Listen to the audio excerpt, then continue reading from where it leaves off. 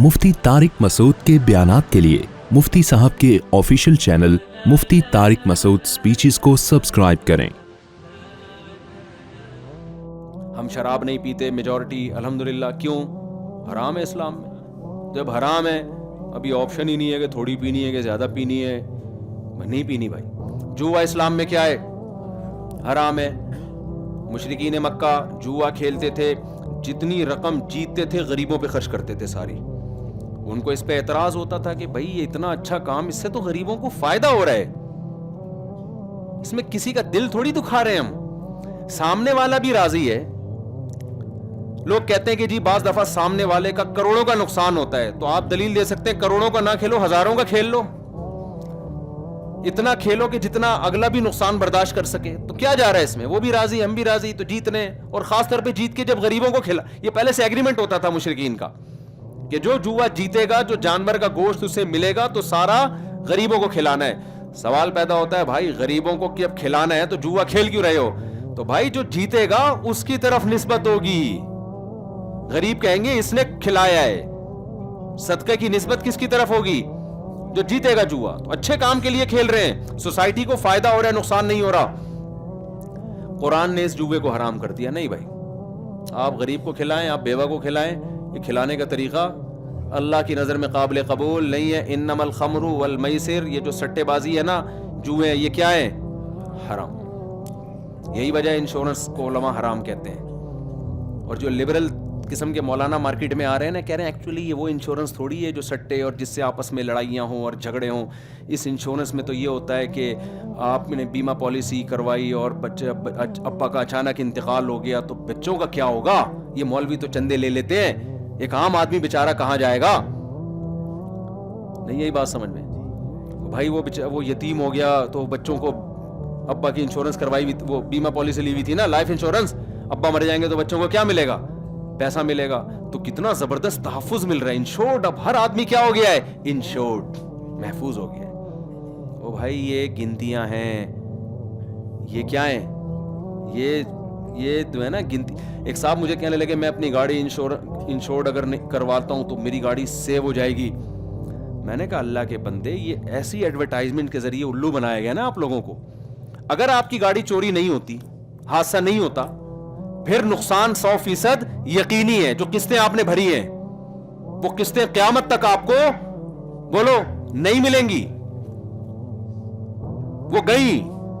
हादसा होने का इम्कान इतना नहीं है जितना ये, तो 100% डूब रही है किस्तें आपकी। हादसा हो गया तो डबल करके मिल जाएंगी, तो डबल को देख रहे हो, ये नहीं देख रहे कि नहीं हुआ। तो ये तो इंश्योरेंस कंपनी जिस तरह से पैसे कमा रही है ना, शरीयत में पैसे कमाने का ये तरीका जायज नहीं है कि आप किसी की मौत के साथ पैसे को मशरूत कर दे। देखो, मैं आपसे 1 करोड़ रुपए लेता हूं, इंश्योरेंस कंपनी में यही हो रहा है। और अगर फायदा हो भी रहा है, इंसानियत का फायदा भी हो रहा है, तो मैंने तो बताया ना कि जब जुआ है या सूद है, बाज दफा लोग कहते हैं कि इंश्योरेंस कंपनी में पैसे डूबते नहीं है, वो तो प्रॉफिट के साथ सारी रकम लौटा देती है, तो वो सूद है फिर वो। तो हमारे पास सूद और जुए के बारे में इस्लाम ने ये ऑप्शन रखा ही नहीं है कि हम ये सोचें कि इसमें इंसानियत का फायदा है या नुकसान। असल में तो बेतहाशा नुकसान है इसमें। लेकिन अगर इस्लाम इन नुकसानात को नुमाया करना शुरू कर देता है ना, तो हम एक गैर जरूरी बहस में लग जाते हैं। हम कहते हैं एक्चुअली वो नुकसान तो अब तो नहीं हो रहा। तो अल्लाह मियां ने क्या एक दरवाजा ही बंद कर दिया। मैं इंश्योरेंस की हैसियत आपको बता रहा हूं, होता क्या है। मैंने इन साहब से 1 करोड़ रुपए लिए, ये मैं सादा सी एक मिसाल समझा रहा हूं, और इनको मैंने इंश्योर कर दिया कि अब आपको नुकसान होगा तो किसके जिम्मे है? मेरे जिम्मे तलाफी। तो मैं इनको किस चीज के पैसे दे रहा हूं? अगर नुकसान हो गया तो पैसे दूंगा, नुकसान नहीं हुआ तो ये मेरा क्या है? प्रॉफिट है। इस्लाम में ये तरीका पैसा कमाने का जायज नहीं है, ये जुआ ही है ना भाई। चांद आया तो ये होगा, छाप आया तो ये होगा। ये आपके इख्तियार में थोड़ी है। कोई अगला बीमार हो रहा है या गाड़ी को एक्सीडेंट हो रहा है, तो बाहिमी ताउन का दूसरा कोई भी तरीका इख्तियार करें, वो ठीक है। इंश्योरेंस वाला तरीका ठीक नहीं है। बाहिमी ताउन के और बहुत सारे तरीके होते हैं, कम्युनिटीज बनी हुई होती हैं, लोग उसमें चंदा दे रहे होते हैं, उसमें फिर गरीबों के साथ वो बिजनेस नहीं हो सकता ये। तो इंश्योरेंस कंपनियों का ये बिजनेस है, नाम उसका लोगों को इसके साथ ताउन है, लेकिन हकीकत में ही क्या है? बिजनेस। तो इस्लाम ने हमारे पास آپشن ہی ختم کر دیا. بھائی انشورنس ہے تو حرام ہے 2 اور 2 4 کی طرح. نہ اس میں جاب کرنے کی اجازت ہے, نہ آپ کو اس کا ممبر بننے کی اجازت ہے. ہاں بعض ملکوں میں انشورنس کروانا قانونی مجبوری ہے, وہ ایک الگ احکام ہے, وہاں تو آپ اسٹے کر ہی نہیں سکتے, اس کے احکام جبر کے ضرورت کے احکام الگ ہوتے ہیں. تو سود بھی ایسا ہی ہے. جب اسلام نے سود کو حرام قرار دیا ہے, سود یہ جو آج دنیا میں اتنی غربت, غریب سے غریب تر ہے نا, اب تو گوروں نے بھی ماننا شروع کر دیا کہ یہ سودی نظام کی وجہ سے ہے. لیکن اسلام نے سود کو جب حرام قرار دیا تو لاجک نہیں بیان کی کہ ایکچولی یہ ہوگا تو یوں, کہ دنیا کے فلاسفر سارے اس بحث میں لگ جاتے ہیں. مشرکین نے سوال کیا تھا کہ بھئی سود کیوں حرام ہے, ہم جب قسطوں پہ بزنس کرتے ہیں تو قسطوں پہ بھی ہم چیز کی قیمت بڑھا کے لیتے ہیں. وہ جو بے کہا تھا نا, انما البیع مثل الربا, اس بے سے مراد تھی قسطوں کی بے. بھائی ایک چیز کیش پہ ہمیشہ سستی ہوتی ہے, ادھار پہ ہمیشہ مہنگی. توڑنے کا ادھار پہ بھی تو مہنگی ہوتی ہے نا, تو یہ وہی ہے. تو سود کیوں حرام ہے؟ اگر سود حرام ہے تو یہ بھی حرام ہونا چاہیے, اگر یہ حلال ہے تو وہ بھی حلال ہونا چاہیے. تو قرآن نے کیا جواب دیا؟ وہی جو شیطان کو جواب دیا تھا. آئی بات سمجھ میں؟ کیا جواب دیا؟ احل اللہ البیع وحرم الربا, کہ بھائی دونوں میں فرق یہ ہے کہ ایک کو اللہ نے حلال کر دیا ہے, ایک کو اللہ نے کیا کر دیا ہے؟ حرام.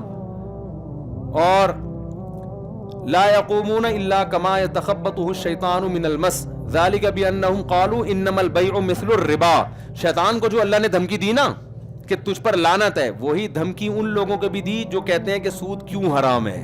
اللہ میاں نے کہا کہ جیسے شیطان نے میرے سامنے سجدے سے انکار کیا تو میں نے کہا لعنت ہے تجھ پر, دلائل نہیں دیے. تو جو کہتے ہیں سود اور خرید و فروخت ایک جیسی ہے لہذا ہم اس کو حرام نہیں مانیں گے, ان کو بھی اللہ نے جہنم کی وعید سنائی ہے. سمجھ میں آ رہی ہے بات؟ یہ مائک کو ہو کیا گیا, بہت سلو ہو گیا ہے, مجھے چیخنا زیادہ پڑ رہا ہے اصل میں. ہماری مسجدوں کے مائک اللہ کا اتنا بڑا فضل ہے نا کہ کہیں بھی ٹھیک نہیں ملا ہے الحمدللہ.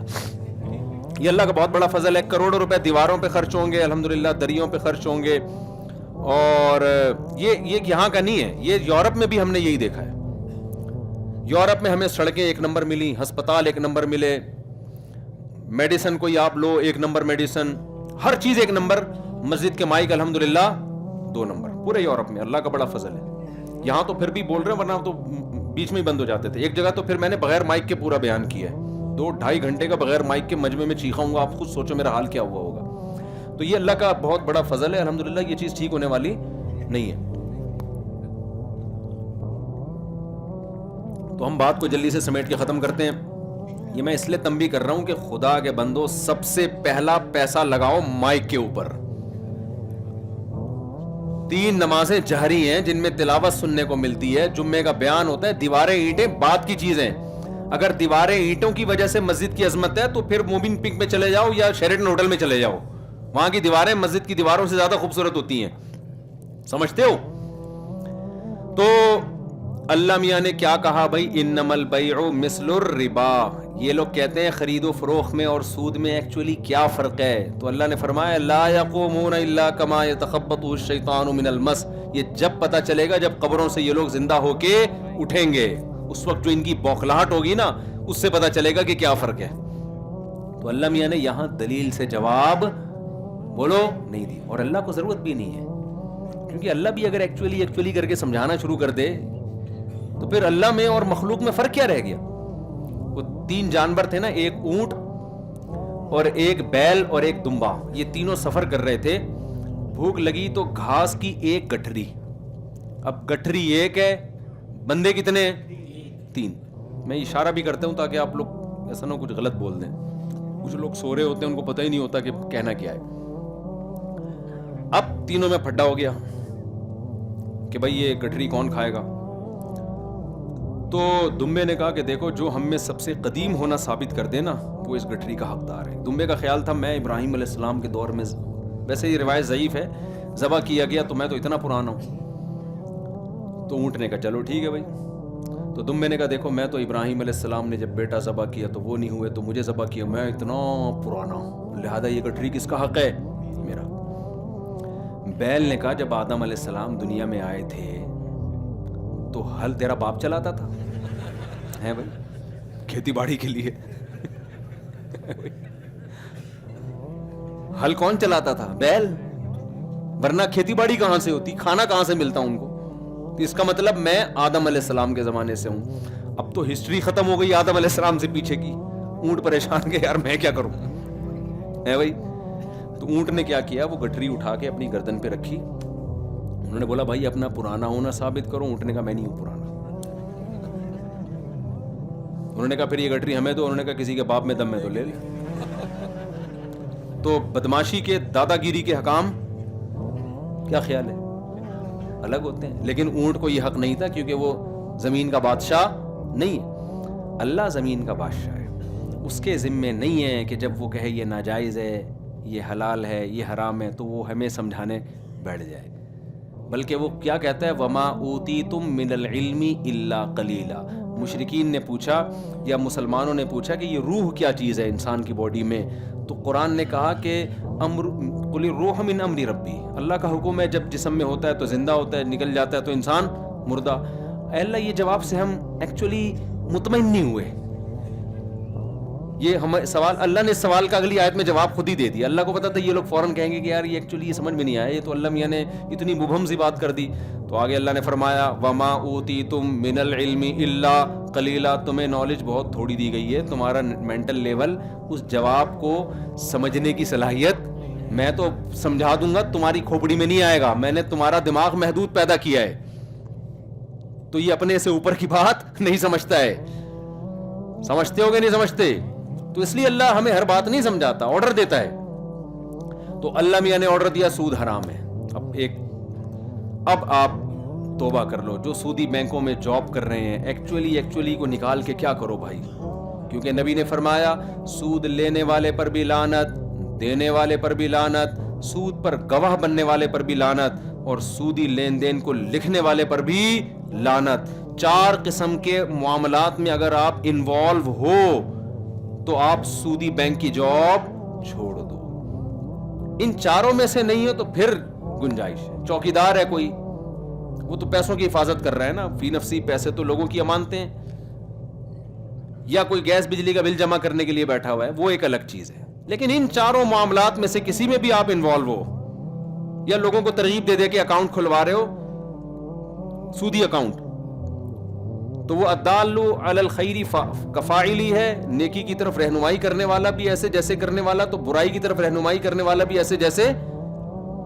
تو یہ کام نہ کرو. آپ سمجھتے ہو انشورنس کمپنی میں آپ اپنی گاڑیوں کو انشور نہ کرواؤ.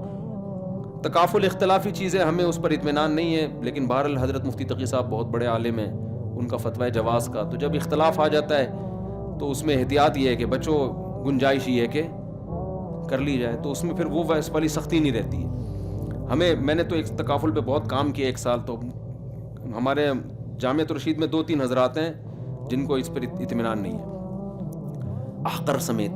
تو لیکن یہ کہ بہرحال اختلافی مسئلہ ہے, وہ اپنے اختیار سے نہ کرو. سمجھتے ہو؟ اچھا تکافل کا آلٹرنیٹ کیا ہے یا انشورنس کا آلٹرنیٹ کیا ہے, وہ پھر کر دیا تو بات بہت لمبی ہو جائے گی. بھائی خود 8-10 لوگ مل کے بھی تو اپنا کوئی سیٹ اپ بنا سکتے ہیں نا. لیکن ابھی اس پہ سارا بیان چلا جائے گا اگر میں اس کا متبادل بتانا شروع کر دوں. تو آپ نے کیا کرنا ہے بھائی, اللہ میاں نے سود کو حرام کر دیا, تو اگر کوئی سودی بینک میں جاب کر رہا ہے تو پہلی فرصت میں چھوڑنے کی کوشش. اب تو اسلامک بینک کی کتنے آ گئے ہیں, سودی بینکوں میں اسلامک ونڈوز میں اپنا ٹرانسفر کروا لو. سمجھتے ہو کہ نہیں سمجھتے؟ اسلامک بینکوں کو بھی لوگ کہتے ہیں کان ادھر سے پکڑو ادھر سے پکڑو. لوگوں کی بات نہ مانو, جو جس کی فیلڈ ہے نا اس سے پوچھو. سود کا علماء کو پتا ہوتا ہے, ایسا نہیں ہے کان ادھر سے پکڑو ادھر سے پکڑو. اسلامک بینک میں سب سے بڑی بات یہ ہے کہ وہ لون دیتا ہی نہیں ہے, سود کی بیس ہی ختم ہو جاتی ہے وہاں پہ. آپ جاؤ گے نا, مجھے 1 کروڑ روپے چاہیے ہوگا, کیا کرنا ہے 1 کروڑ روپے کا, یہ گھر بنانا ہے, تو ہم گھر خرید کے دیں گے آپ کو, ٹھیک ہے نا. وہ کہہ رہا ہے 20% آپ کا ہوگا, 80% ہمارا ہوگا. پھر اس گھر کے یونٹ بنا کے رینٹ پہ دیں گے اور آدھا یونٹ بیچنا بھی شروع کر دیں گے. اس کو شرکت متناقضہ کہتے ہیں. تو ہر آدمی کو نا, وہ صحافیوں کے بھی بیان آ رہے ہیں کان ادھر سے پکڑو ادھر سے پکڑو. پاکستان کا سب سے بڑا مسئلہ یہ ہے کہ جو جس فیلڈ کا نہیں ہے نا, اس فیلڈ میں وہ چیمپئن ہوگا.